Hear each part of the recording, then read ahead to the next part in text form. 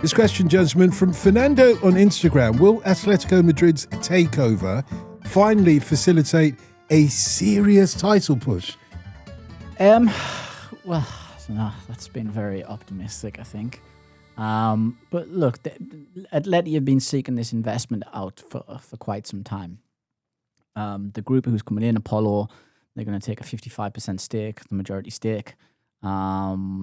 It values the club at about 2.5 billion because they're taking on the debt as well. Cerezo and Gil, who were in charge before, will remain around the club, offer some management. I imagine at some point they will be phased out. Several other parties on there as well who are involved. But ultimately, Atleti have designs on improving a lot of the infrastructure at the club, training complex and such facilities like that. And I think that's totaled about 800 million euros from what I can remember. So this sort of investment will go a long way to improving, to that basically, as opposed initially to investment in the squad. This is about building better infrastructure and systems around Atleti to get them up with the modern game, and they've got an unbelievably beautiful modern stadium. They just want to add to that elsewhere as well. Maybe in the long run, some of the money is used to invest more in the squad, and Atleti aren't so up against it. And I mean, look, they have spent a bit of money, but they want to spend a bit more. This might allow them to do that. So yes, it on the outset, it puts them in a good position moving forward over the next few years. Good enough to compete, though, Andy. To compete with Real Madrid, obviously, and Barcelona. I think on one level they are good enough to compete already. I think they're a title contender this season. I don't think there's any doubt about that. And I think part of the reason for that is you look at the way that the early parts of the season are going for Real Madrid and Barcelona. This isn't a 90-point league. I don't think you're going to need 90 points to win this. I've said this before. I think that the marker in Spain is if it's a 90-point plus total to win the league, Atletico are not winning it. If it's anything up to 85, I think they can win it, just because they habitually tend to draw too many games. Now, look, that is gradually changing with the way that Simeone's team is changing over the years. But going back to what Fernando's asking in terms of a serious title push, like I said, I think that's on the table for this season as well.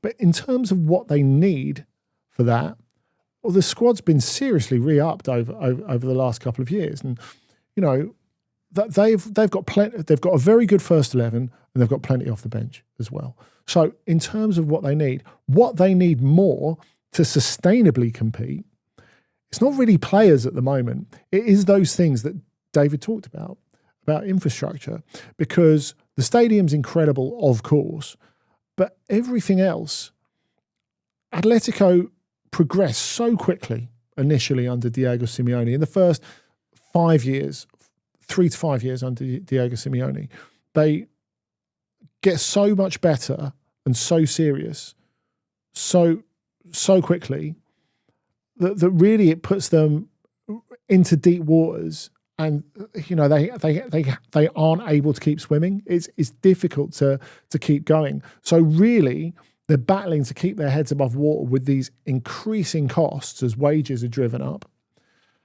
And if they're going to compete with Barcelona and Real Madrid and the best teams in Europe, it's very, very hard for them to do so. Now, still, of course, Real Madrid and Barcelona will remain bigger brands than them. There's no doubt about that. That will take decades to make a dent in that. But really, that's what it's about next, because they've got all the trappings in terms of players, in terms of profile, because they're always competitive in the Liga and the Champions League now, and the stadium. They've got all the trappings of an elite club, but are they really an elite club? That's what you kind of have to ask. The way they've been run has suggested no. And that is part of the reason why it's been so easy to leave it all to Diego Simeone. Here's this guy who's a cult of personality and who can get us in the Champions League every year. The idea that anyone inside the club could give a toss about all these arguments about the quality of the football, it's ridiculous. Yeah. It's a bit like Arsene Wenger, really, isn't it? At Arsenal, this guy who's a kind of catch-all solution, embodies the club in a way far more than being the head coach, who gives the club profile, personality, and a guarantee of that Champions League money in the bank every single year. He's a buffer from, He totally is. He totally is, Don. And the question is, how do they get to a point where Simeone isn't bigger than the club? Because he can't stay there forever. I mean, he's doing a very good impression of, and he might be able to stay there. He does get well paid for it and all. He deserves to get well paid for it. And they know that because of everything he does. He might stay forever. Who knows? Look, yeah, he might. Yeah, I'm not even joking. I'm saying that with a completely straight face. He might just manage them forever, and then when he does finally bow out, might just go upstairs. And do you reckon Giuliano does it next? Yeah, absolutely. Play a coach in 10 years' time. Yeah, exactly. Yeah. Who knows? Might be obvious successor. Might be Griezmann or something like that. Yeah, just completely what Andy said. Look, they've got a guy in Simeone who's been turning water into wine for years, but they still need to buy some wine for everybody at the table. It's a nice trick to be able to do, though. This question from Fred on X. What does Ajax approaching Marc Overmars say about where they are as a club, given the reasons he left in the first place? Andy? Well, I don't know if this is entirely indicative of Ajax. Clearly, the reason that Marc Overmars was fired by Ajax in the first place was nothing to do with his ability and everything to do with inappropriate behaviour towards female colleagues, which is awful, and they did the right thing to get rid of him. Whether they should be inviting him back, I think is a big question, but I think this is football all over, isn't it, really? The fact that after a while, it's felt as if people have, done their time and they're invited back. Now, look, I think he has clearly gone on to do it. No one's ever said he's not good at his job, and he's gone on to do a good job at Antwerp since. As sporting director. The reason they've really asked him back is twofold. One, because Alex Kroos, the current sporting director, is going to leave, and he said, "I'm going to leave as soon as we've got a replacement for me." And two, because he worked so well with Erik ten Hag the first time, and clearly they'd like Erik ten Hag to come back. Ten Hag will not be coming back because he can see that it's an absolute mess, and why would he put himself through that? But if you look at how it got more difficult for Ten Hag towards the end of his first spell in charge of Ajax, so much a part of that is the fact that the management from above him disappeared. And Ten Hag said that as well. He literally said everything that went wrong with Ajax can be traced back to where Marc Overmars went. Yeah. He's on record for saying that to ESPN in the Netherlands. So. Yeah, and so, look, they definitely need to get the sporting director before they get the coach.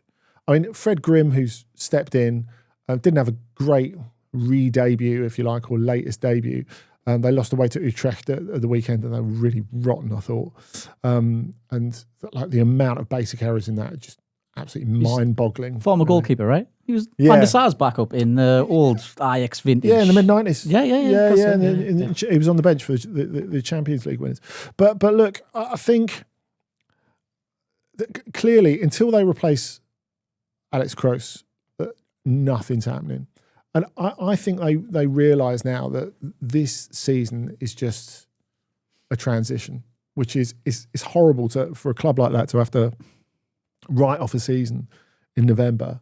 But that's where they're at. There can be no quick fixes here. Yeah, this question's got a couple of parts to it. Obviously of interest to our listeners, because two different listeners have wanted to talk about this. Adam Setters on X, first of all, says this looks like the end for Atalanta. Gasperini leaving, the Lookman summer situation where he'll inevitably leave, likely in January, the hiring of Jurić, which just never looked like it made sense. It's going to take some rebuild while on a budget for them to come back. And Jimmy on email adds, is there any way back into European qualification for Atalanta, or is the club in total disarray, David? No, I don't think they're in total disarray. I just think this was a misstep. I think everybody could have seen that Jurić's appointment wasn't the right one. And Andy said to me, look, he's a Gasperini disciple. See why he was brought in. But look, they've brought Palladino in. I think that's quite encouraging, to be honest. I like him as a coach. Yeah, I do as well. Yeah. I think they could have done a lot worse. And quite frankly, I don't think they could have done better in the current market and how things are. So that's very encouraging. Obviously, you don't want to see, I know Jurić is now gone. You don't want to see him clashing with your star player in Lookman. Of course, you don't want to see that. But I think this is a step in the right direction.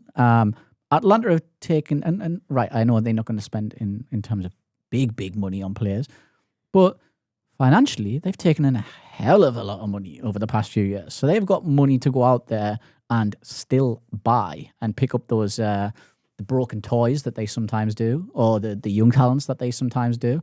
So I think they're in a good position. I think there's other clubs in a lot worse positions than what Atalanta are right now. So I think they can turn it around. And to answer the final part of that question, I still absolutely think they can qualify. But things do fall apart, as the most famous Nigerian playwright Chinua Achebe, the late great, said, and Ademola Lookman will know the work of Chinua Achebe as well. Yeah, I was thinking of the Roots, actually, so you've one up me there. Well done. Sorry, apologies. We can bring it all in.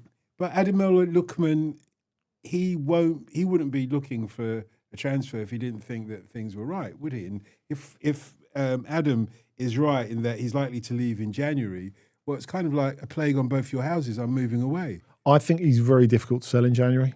And he was very difficult to sell last summer. And he shouldn't be difficult to sell because we've said it time and time again. He was brilliant for the last couple of years and reigning African Footballer of the Year. But the reality is he's one of those players, a little bit like someone like, I don't know, Sergej Milinkovic-Savic before him, where he's got a far bigger reputation in Serie A when no one really has the money to satisfy what Atalanta want than outside Serie A, where people still see that guy who was at Everton and Fulham. He missed the penalty. Yeah, which is really unfair. I think that's terrible. If he is viewed like that, that is terrible. He has come so far since then. He has. To his credit in his character. He's been unbelievable. Yeah. He's been great domestically and in Europe. He was the best player in the Europa League final when they absolutely mullered the best team in Europe at the time in Bayer Leverkusen. But there is so many reasons why what has happened with Lookman is unfair. But the fact is that the move didn't happen, not because Atalanta weren't willing to sell him, not because Lookman didn't want to go, because clearly he really wanted to go, but the market conditions just weren't there.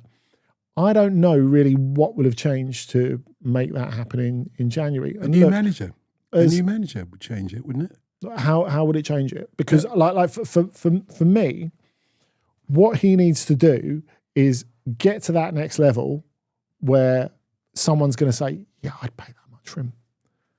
What's it going to take to do that? He's heading into his late 20s now. I think rather than becoming easier to sell, he becomes more difficult to sell as time goes by. Maybe next summer when he's got a further year off his contract, they say, all right, fair enough, we'll knock 10, 15 million off that. And maybe that makes it happen. But I don't really know what Lookman can do. And obviously he hasn't helped himself at the start of that season because he was upset about it. He had a sulk about it. He wasn't ready to play at the start of the season, which is one of the things that undermined Jurić. Whatever you think of him as a coach, that definitely didn't help him, by the way, to have Lookman not ready to go until October. And so really it just needs to get to a situation where his contract is more advantageous for the buyer. But you know what? They'll be able to afford to lose him. He is a big player, but as David says, they've still got tons of quality. You know, they've got Ederson, they've got Samazic, they've got De Catalara. They've got so many good players there, and they will continue to develop other players that they have. And I think the way that Serie A has started, it's not as if you look at it and you think there's any outstanding team there. Atalanta are looking at, I think they'll get it together under Palladino, minimum top 6, top 4 not to be ruled out. Can I put something to you with Lookman? Go on. How does a hookup with Osman in Turkey sound to you? Oh, that would be fun. Can I just put that to you? Oh, that would be a lot of fun. I don't think you're the first person to put that to Galatasaray, by the way. Really? Okay, all right, okay, there we go. Okay, so I can fuel to the fire. All right, okay, fair. Yeah, they'll be, yeah. I like the idea of that. I would love that. Yeah, that'd be fun. I would love that. I would love that as well. Like if you could imagine. Well, look, not to be ruled out. Bear in mind, Mauro Icardi's out of contract at the end of this season. You're shifting those wages. Whatever you pay for Lookman, you're paying less in wages than you do to Icardi. There's no doubt about that. It's all come together. There we go. Great director of footballing there, David. Well done. This question is your classic club versus country one ahead of the international break. Andre on Instagram says, should we have a wider conversation about the relationship between club sides and national teams after the controversy surrounding Ousmane Dembele and Lamine Yamal? Do you mind, David, just for those who've missed it, telling us what that controversy was? Yeah, it's the second time in a couple of months with Yamal. It's about chapter 4 or 5 between Barcelona and Spain. It's happened with Pedri, who went there, who was completely burnt out, but he still went on Spain duty and then completely finished himself. Gavi went and got an ACL. Happened with Marc Bernal as well. And now we've got it with Yamal, the superstar. General feeling is that basically Spain have been lied to. And Yamal has been lied to, apparently, over the severity of the procedure that he's undergone. He didn't know how long the recovery time would be. Barca apparently said, you'll be fine and everything like that, but apparently the recovery time's not good. Spain are kicking off because they want him involved, and this is happening all over again, and there's a constant issue there. So yes, it is not good.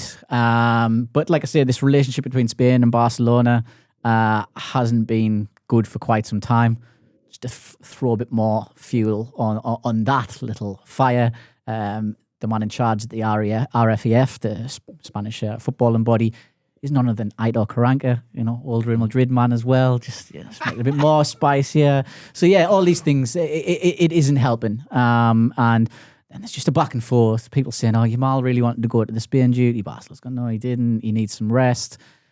It's a bit of a mess. It's another mess with Barca and Spain, and it's quite incredible that they keep managing to tangle themselves up in this. But it's a big problem, and it's a fantastic question. And yes, there's other cases as well with Dembele. Yeah, that's right. And of course, PSG were absolutely furious with France going back to September with what happened to Ousmane Dembele and Desiree Doué getting injured in the same away match against Ukraine, something that's kind of lingered and hung over their season a little bit. Of course, Desiree Doué injured again at the moment. Didn't Doué essentially even though he was injured, turn up at the French camp with essentially a note saying from his teacher saying, from his parents saying, I can't play. I'm pretty sure it went down something like that. Well, the thing is that you can talk about Spain and Barcelona. The trust is totally broken between PSG and France, which obviously has, you could argue, even bigger implications in France because PSG are the one dominant club and that they have a load of players in the squad. So for them to sort of come out publicly and coat off France and say, look, the way that they've looked after our players is unacceptable. They don't take any of our medical advice. I mean, look, I have sympathy for national teams in this because the game is so club-centric now and you have these players getting injured because simply they're playing too many games, like far too many games. And then the clubs turn around and go, well, it's the international teams that are doing it. It's not, is it? I mean, look, it would be easier for the clubs if there was no international football. There's no doubt about that. But the fact is, it's the club game that is adding extra games and extra tournaments in some cases, like the Club World Cup, and that's sort of the contradiction at the heart of FIFA, I suppose, when we're heading towards the World Cup. Mid-season friendlies now as well. Mid-season friendlies, all these other activation events that put this extra mental and physical strain on players, and then these clubs have the nerve to turn around and say to the countries, okay, the national teams, this is you that's causing this.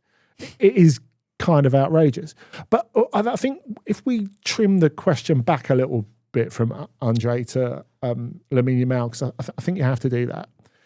He is unique. in this discussion, I think, because you are talking about a player who's still only 18 years old. Of course, on Thursday's show, we were talking about Endrick. But it's even more remarkable that Lamine Yamal, who's far ahead of Endrick or like most other players in the game, is only 18 years old. And he can win you the World Cup. That's what you want to say, isn't it? Yes. Well, that's one of many things I could say. Yeah. And if he's not the best player in the world, he's really close. But the fact is, every part of your intellect tells you he needs rest. Look at what's happening to him over the last couple of months. He needs rest, mental and physical. He needs to work on his life, his fitness, step away from football maybe for a little bit. Like, just maybe have the odd game off. I'm not talking about sending him on holiday for 3 months or anything like that. But on one hand, there's an intellectual understanding of the fact that he needs proper load management. But every time you see him with a football at his feet, you're like, I've got to play him. And that's the dichotomy, really. Yeah. The fact that you can't, there's no getting away from that. Everything that you can intellectually tell yourself about how he needs to be managed and cared for and looked after goes completely out the window when you see him play. Because whether you're Spain, whether you're Barcelona, you think we can't do without this guy. If we want to win the lot, it has to be him. It has to be him with the ball at his feet. And it's difficult to find the way around that. The only point of the season, though, that you're having a proper word with yourself about that is now. Because the fact is, if you don't give him that breather now, which he clearly needs, by the way, he's not getting in March or April, is he? It has to be now. Because Barcelona, as we've said before, are expecting him to help them win the treble come May next year.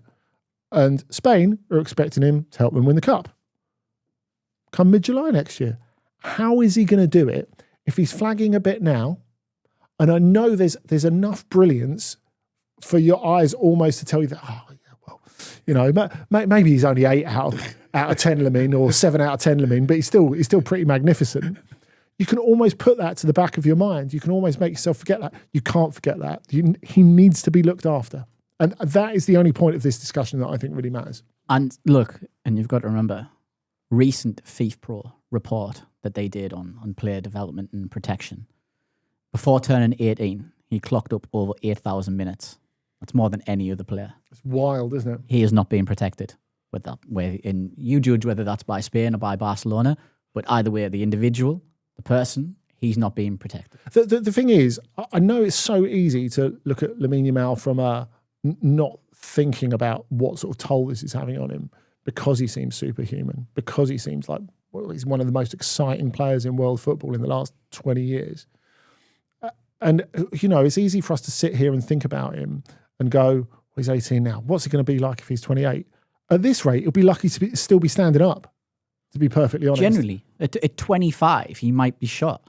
We've got to be careful with him. There's a lot of cautionary tales there. And we have one here in England with Wayne Rooney and how he was used very early on in his career and what we saw his burnout. So the tales are, the proof is there. Do we know, and this is just a question that I'll add on to this because it seems pertinent, but do we know or can we conclude as to whether he is fully developed yet? Because obviously as you're growing and your muscles are still developing, you've got to go cautiously, not to go too fast. But if we're looking at Lamine Yamal, sometimes we look at him in the field, he still looks like a baby. He's got a baby face, but he looks very mature, as if maybe his... But that was always the argument with Rooney, wasn't it? That he looked like a man when he was 16. Yeah. That he looked like a boxer. But that doesn't mean, even if he is fully developed, that doesn't mean that he's not subject to wear and tear. Yeah. And that's something that across sports, worldwide, that people who deal with athlete performance and physical performance and all that sort of stuff, the thing that they're saying again and again and again is that sports people in their teens and early 20s, their bodies are a lot more worn out because they just play too much. And that is a big problem. That has to be addressed, I would say, not just by football, but by all sports. I was going to go with a Gil Scott-Heron quote to conclude. Please do. The youth of today are the men and women of tomorrow. Yes. And that leads us on to the next question. Bear with me, Andy. It'll make sense in a second. I know you're looking at me as if I've lost the plot. Now, the next question is from Martin on X, and this is the future, isn't it? What's the story behind Como hiring a social media content creator? David, you're going to have to explain to us olders what that is in a moment or two. Sorry. I need this story explained to me, let alone explain what this is. I want to know about this as well. So, what's the story behind Como hiring a social media content creator to be a scout for the first team? I think the intonation of your voice says something here, and the way it's phrased says something here. Look, I think we're hardly in a position to be reductive about social media content creators. This I think is less uncommon than you would think. So there's a 20-year-old called Felix Johnston who's been hired by Como to be a scout for their team. Now, if you go back and look at what this guy's done, it's really impressive and really interesting. He started engaging, I think, during the pandemic on X, Twitter, with lots of football chat, and sort of went from there. He did a lot of analysis of Chelsea's youth teams from there, and we know people can find their sort of niche on socials and go from there. And because of the work that he's done on that, it's caught the eye of Como, and then away you go. But I don't think this is completely uncommon. This is something that we've seen clubs become better and better at. In Europe, you had a teenager at the time, Ashwin Rahman, who was recruited by Dundee United, do some scouting for them. He was born and based in India, and they got him on board to do some scouting and performance analysis. And this is something that it's quite interesting, the sort of democratization of football analysis from X/Twitter. The fact that there are so many people on there, and I know people complain about what X has turned into, and quite rightly so.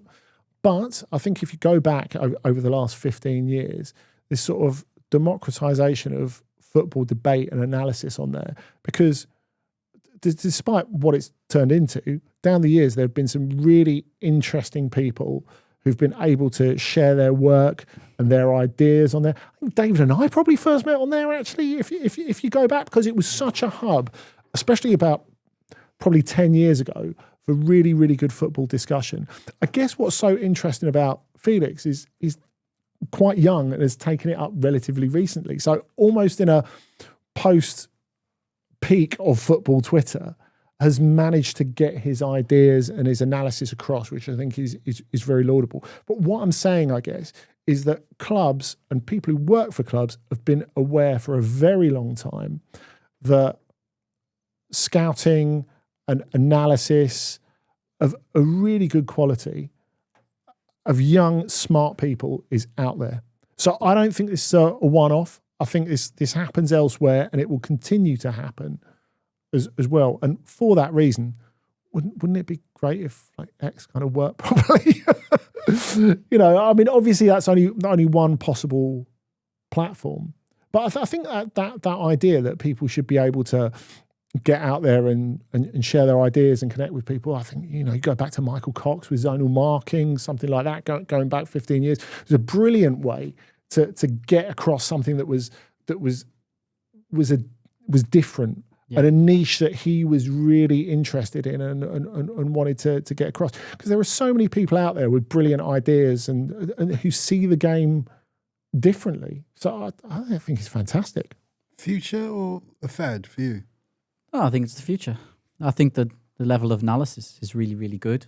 I think there's a lot of care done by it, and the people who are doing it are getting younger as well, which is great. Which is, again, I'm not going to put anyone down for any of this. It's all credit to them. Credit to Como for having the awareness, and credit to the young man who's doing this. You know what would be really good? I know we've talked a lot about scouting and analysis. What would be really good if we got younger people who knew what they were doing involved with VAR. I'm not joking, actually. I think I get that. I think for me, this is it's kind of like a neglected part of the game that we discuss loads.